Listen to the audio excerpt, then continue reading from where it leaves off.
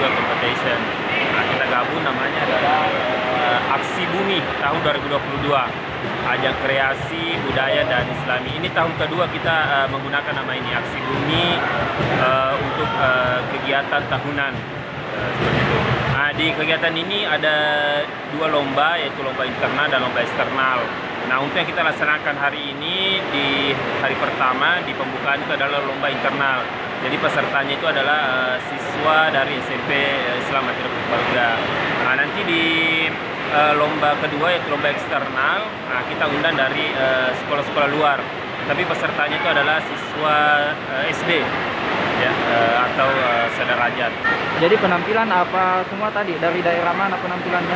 Penampilannya itu karena kita ada 14 kelas, jadi ada 14 daerah ya, dan itu diacak dan pilihannya itu di lot untuk pemilihan daerahnya. Ya, mulai dari Aceh, Palembang, Lampung, kemudian Batak, ada juga Betawi, bahkan ada tadi juga sampai di Papua. Apa tujuannya dari kegiatan ini?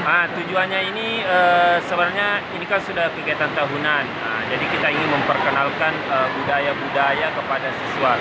Tentu kan ini budaya yang harus kita lestarikan. Nah, melalui kegiatan-kegiatan ini harapannya siswa-siswa tahu dan mau melestarikan budaya di Indonesia.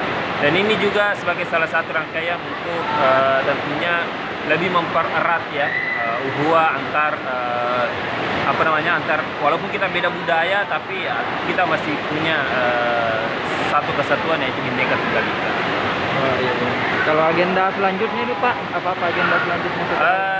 Hari ini pembukaan dan parade, besok di hari kedua ada lomba memasak sama tradisional juga. Pesertanya itu adalah orang tua siswa, kolaborasi dengan anaknya.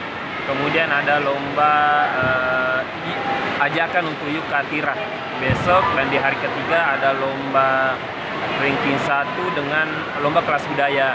Nah, di lomba kelas budaya nanti ini kita beri kesempatan kepada siswa untuk berkreasi sekreasi-kreasinya di kelasnya.